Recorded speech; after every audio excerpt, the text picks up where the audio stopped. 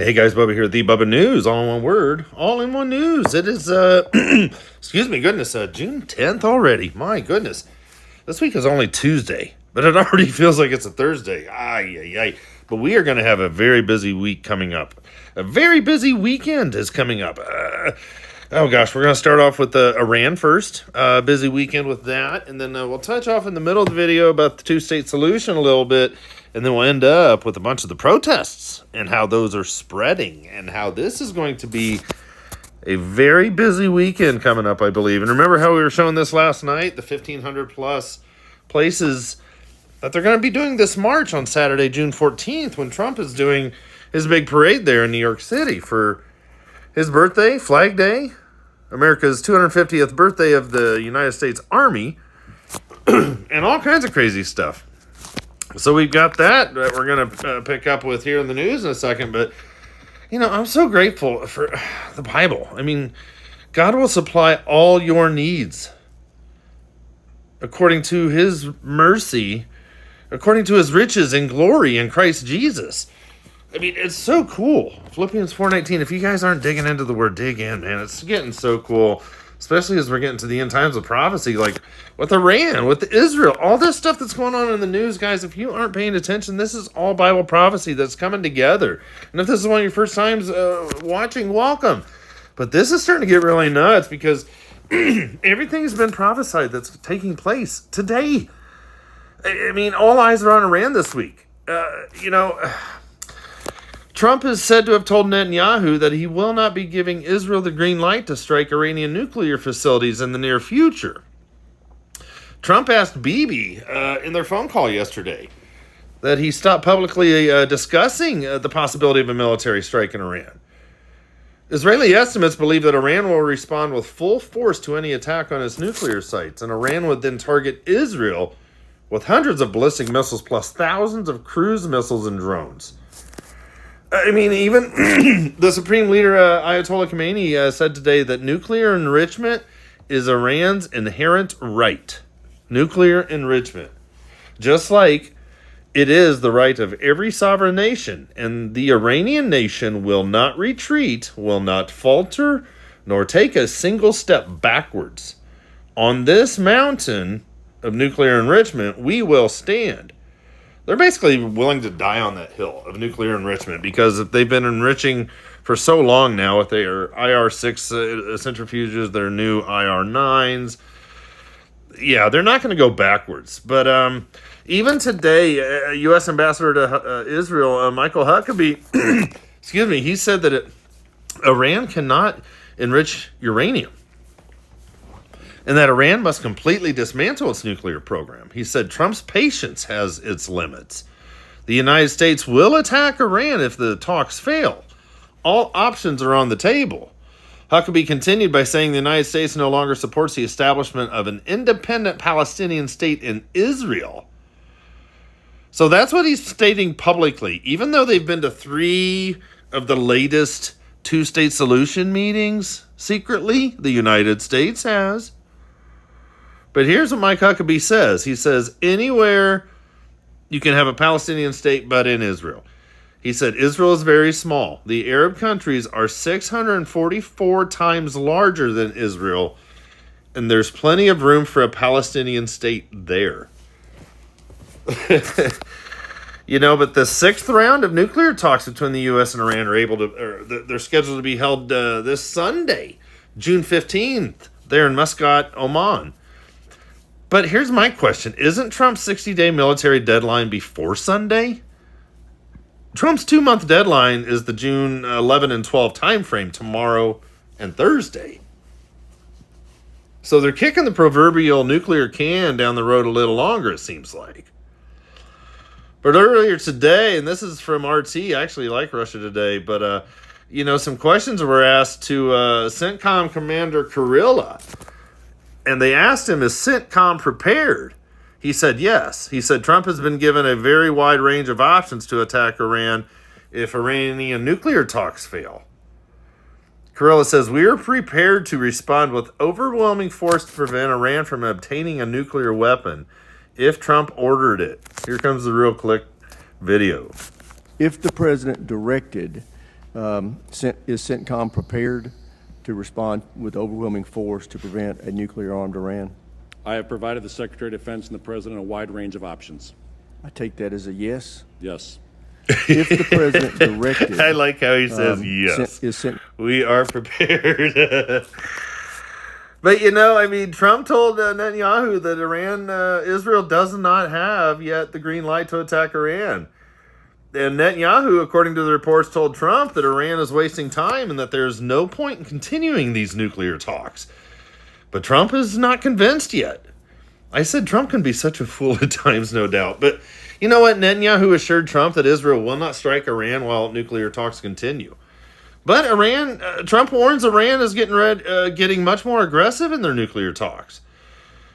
But this really isn't diplomacy. This is actually getting down to Iran's final warning, supposedly. But you know what? We've heard these final warnings being issued almost as much as we've heard that Iran is only 1 to 2 weeks away from having a nuclear bomb. But that being said, the Iranian regime is not negotiating. They're only posturing. And Iran is doing it under the illusion that the world forgot what Trump did to the Houthis until CENTCOM dropped the hammer on them. The Houthis came out barking. Trump sent in the flying birds. And after weeks of precision strikes, cyber sabotage, and full spectrum dominance, the same Houthi thugs who vowed death to America were whispering back-channel messages begging to stop these attacks from happening. Mercy was granted, but only under the condition that they would never touch a U.S. ship again.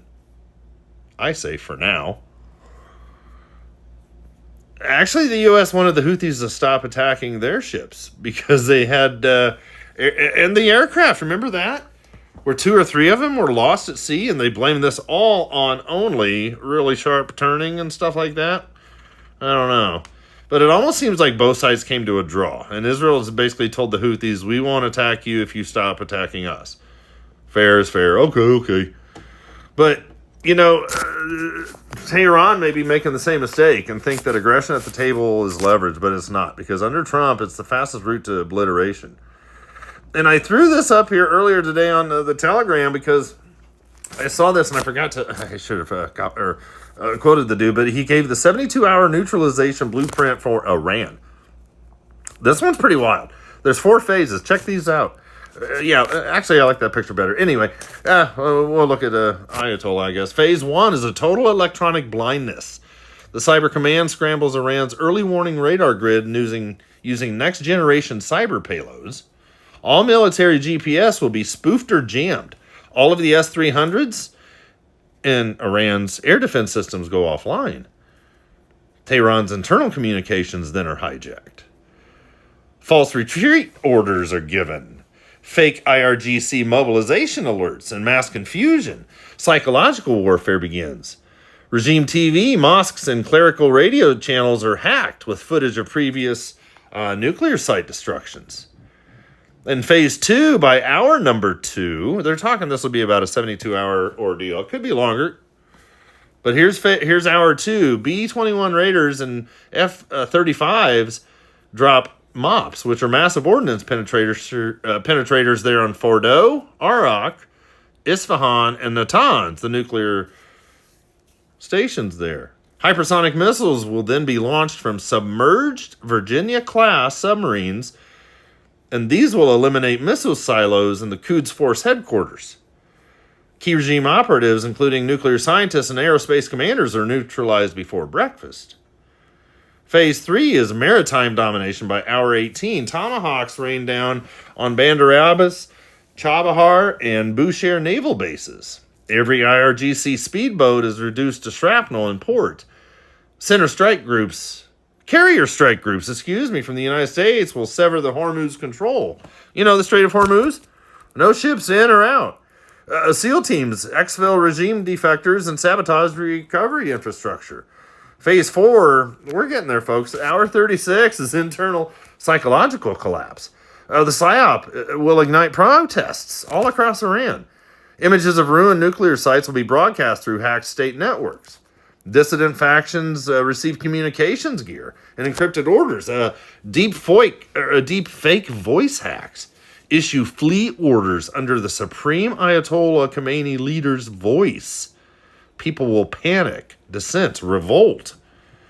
Ultimatum is delivered at hour 72 as Iran's military is decapitated, nuclear dreams are vaporized, command and control has been severed, the regime has been left humiliated, hollow, and hemorrhaging.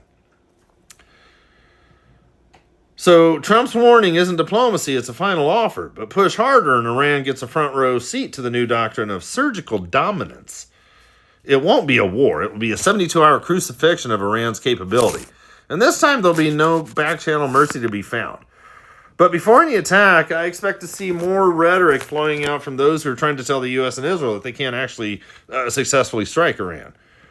Iran's former nuclear chief, he claimed that the country could have built nuclear weapons 20 years ago and could do so if ordered, potentially using tactical nuclear weapons that align with Iran's policies for targeted strikes without a global fallout.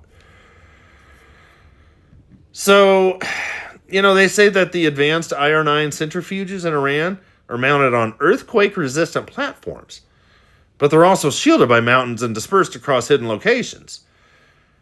One article said that the United States would need 30 B-2 stealth bombers, each carrying 2 bombs, just to target 5 sites to take it fully out. But there's only 18 B-2 bombers even available. But we have 58 B-52 bombers that are ready to go.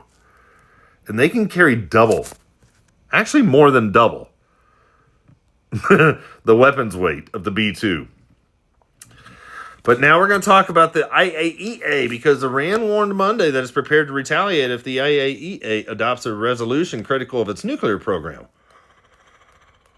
Where Western nations such as the U.S., France, Britain, and Germany, those are the E3, they're backing a resolution that it's actually going to escalate the diplomatic tensions and potentially lead to the reimposing of international sanctions on Iran. Well, today, actually this evening, the United States and the European powers, the E3, have submitted the resolution to the IAEA board, which condemns Iran's non-compliance with its nuclear obligations. So they're saying that Iran is now in breach of the Non-Proliferation Treaty, the NPT. But the Iranian foreign minister spokesman told reporters that the response to confrontation will be no more further cooperation. This is what Iran says. If you do this to us, well, we are not going to work with the International Atomic Energy Agency ever again. I mean, even Iran's Atomic Energy Organization spokesman said Sunday that the IAEA should certainly not expect any continued cooperation with Iran and their nuclear program if this resolution is passed. The United States is watching, Israel is waiting, and Iran is starting to worry. Now we're going to talk about the two-state solution before we get to the crazy protest in Americana. But check this out today. Mahmoud Abbas, he called for Hamas to disarm and for international forces to take over. Palestinian Authority President Mahmoud Abbas has called for Hamas to surrender its weapons and transfer control of Gaza to Palestinian Authority security forces, according to a letter sent to French President Emmanuel Macron and Saudi Crown Prince Mohammed bin Salman. And both of those two are heading up the big two-state solution June 17th through the 20th. All three sides want a two-state solution to come soon. So here's what he said. He said, Hamas will no longer rule Gaza and must hand over its weapons and military capabilities to the Palestinian security forces, Abbas wrote. He also urged Hamas to immediately release all hostages and captives. Abbas then went on to say that he was ready for international and Arab forces to deploy in Gaza under a United Nations Security Council mandate to protect Palestinian civilians. He wants them there in Gaza so that they can also move into the West Bank. So there's a new international peace force in Israel in the West Bank of Judea and Samaria. Abbas wrote, we are ready to conclude within a clear and binding timeline. Here it is again with this binding timeline. They're going to start throwing in that 7-year timeline again, I believe, coming up soon in the news. with international support, with supervision and guarantees. This is what he wants. A binding timeline with international support, supervision and guarantees, and a peace agreement that ends the Israeli occupation and resolves all outstanding and final status issues. Those last three words, final status issues. He's referring to who will control the Temple Mount and the dividing of Jerusalem. This is all coming too, guys. This whole thing with the two-state solution. Well, you know what else is coming? These huge protests. Anti-ICE protests were taking place in Chicago, in New York tonight. They were in Dallas and Austin, Texas last night, and this is only Tuesday. I can't even imagine what Saturday will look like. Is this the breaking point of America? Is this going to hit? Here's Chicago a few hours ago.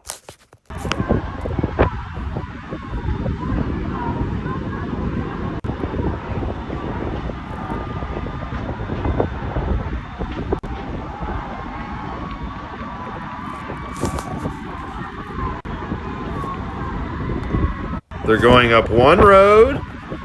They're going to meet with people that are going across the other road. This is crazy.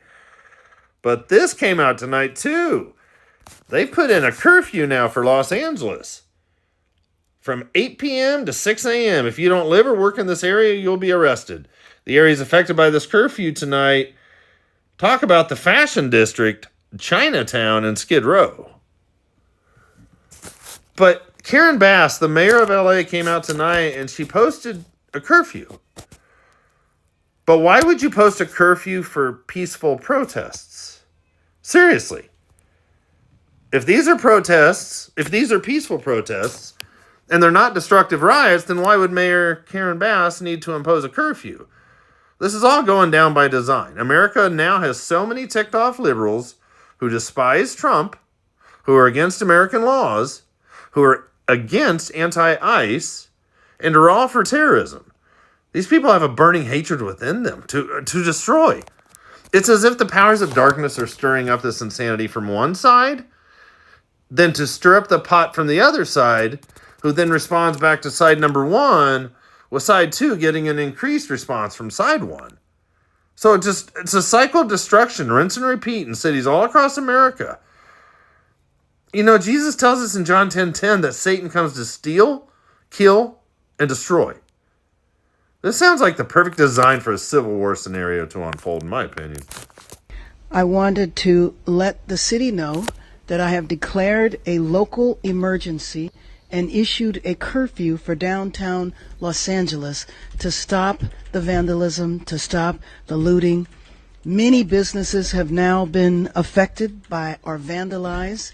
Last night, there were 23 businesses that were looted, and I think that if you drive through downtown LA, the graffiti is everywhere and has caused significant damages to businesses and a number of properties.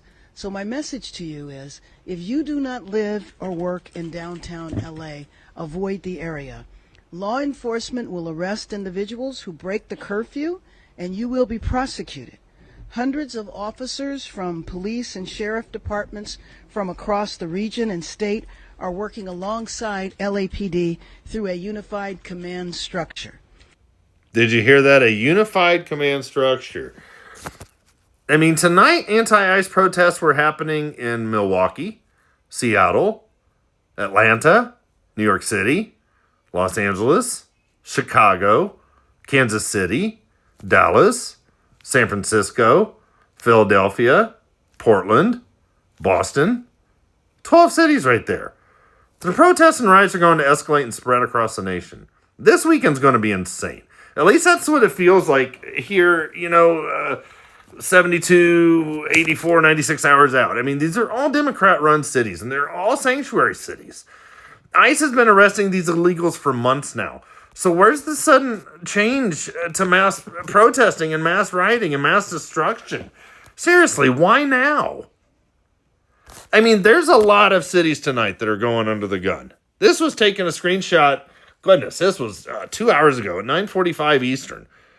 These are just some of the cities, and I put the Twitch link down below but this is crazy town because, you know, this even came out from Open Source Intel, the channel there on X. Good guys. Cities to watch closely in the next few days and weeks, and this is what they put out. And I threw up this map here about the United States hospital threat assessment. But here's what they were throwing out, and not all were on here, of course, but I'm going to open this up for everyone. But Los Angeles, New York City, Seattle, Chicago, Portland, San Francisco, Boston, Philadelphia, Minneapolis, Oakland, Berkeley, Austin, Denver, Baltimore. He said, what cities am I missing? And I added Houston, Raleigh, North Carolina, Charlotte, North Carolina, San Diego, California, Washington, D.C., Detroit, Michigan, Phoenix, Arizona, Columbus, Ohio, Atlanta, Georgia, Kansas City, Missouri, Louisville, Kentucky, Nashville, Tennessee, Asheville, North Carolina. And somebody needs to throw in there Denver, too, because I just see that standing right out in the middle of nowhere. But the main reason that I'm watching what's taking place and that's building up for this weekend could come into play with the Islamic factions with America rising up next. I don't know if you guys saw this, but on June 9th, leader of Al-Qaeda in the Arabian Peninsula, AQAP, calls on Muslims in America to perform jihad and to take out President Trump, Vice President Vance, Marco Rubio, Pete Hegseth, Elon Musk. And this guy, he also goes on to discuss attacking Jews in Europe and the United States. This is all being done by design. Even the timing of the release of this video. Can you imagine if ICE started mass deporting of Muslims next? Think about what kind of shenanigans that would kick off. But when we have people like Laura Loomer today, Laura Loomer, you guys have heard of her and seen her, the conservative lady, or whatever. But she stated this on X earlier today, and she said, it's time to crack down on jihadis in America. Mass deport all of them. Well, it's only a matter of time before the Islamic issue in America could become a much bigger issue than just wanting to build mosques all throughout Texas. ثم إننا ندعو ومن الآن كإجراء عملي أولي كل مسلم على أرض أمريكا الكافرة المجرمة المتغطرسة سواء أكان من أصول عربية أم أمريكية أو غيرها المهم أن يكون دينه الإسلام ونبيه محمدا عليه الصلاة والسلام والذين بلغ تعدادهم 4.5 مليون مسلما في أمريكا وحدها نقول لهم جميعا الثأر لا تشاوروا أحدا في قتل الأمريكان الكفرة ولتكن همتكم كبيرة وقائمة استهدافاتكم مؤثرة فدونكم عتاة الأرض وأكابر مجرمها فهذا ترامب ونائبه وهذا مستشاره وداعمه ماليا وإداريا وتقنيا إيلون ماسك وهذان وزيرا خارجيته ودفاعه وأهلوهم أجمعين وكل من يمت لساسة البيت الأبيض بصلة أو قرابة. You see what I mean? This is getting crazy town. I mean, all these things are like starting to come to play. This weekend could literally be nuts. And I didn't want to throw up the video, but Chrissy Teigen, some of you might know her, but she's calling on her 42 million followers to join her this June 14th on Saturday, the No Kings protest against Trump. And that video of her is going viral among the celebrities. I mean, a wild summer is coming. Will celebrities be the latest in joining in the marches against Trump? Keep in mind that when Trump had the falling out with Elon Musk, a lot of these young, wealthy celebrities, they're going to still follow Elon Musk. And they're going to drop their support for Trump like a hot potato. But this is literally like the setup for the perfect storm to roll into place. This is in Washington, D.C. tonight, and they're getting ready. That's a self-propelled gun. That's what that is. D.C., baby!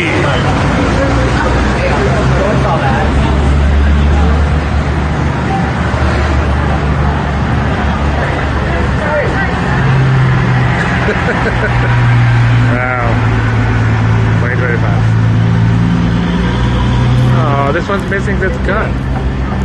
Oh, this guy took it down. That's Is it just me? Seriously, is it just me, or does it feel like the perfect storm is coming?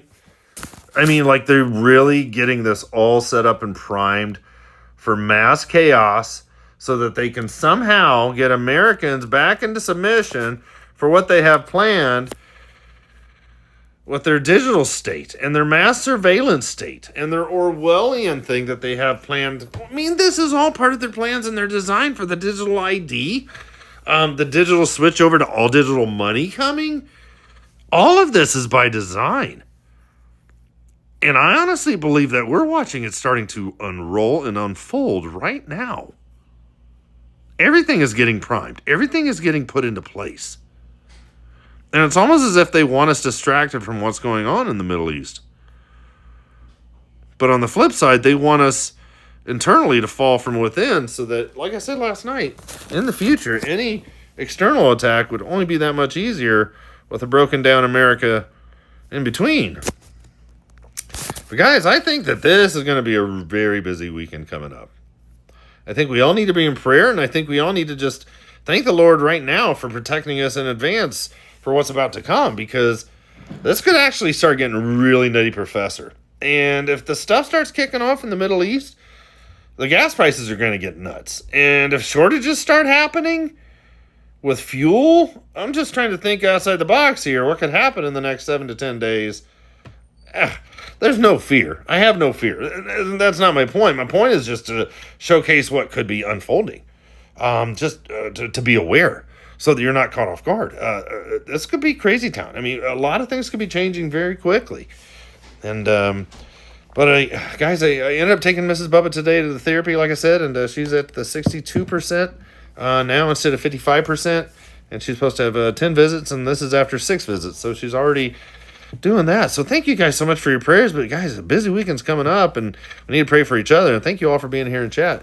We'll talk to you soon, Maranatha, and I'll see you here or there or in the air.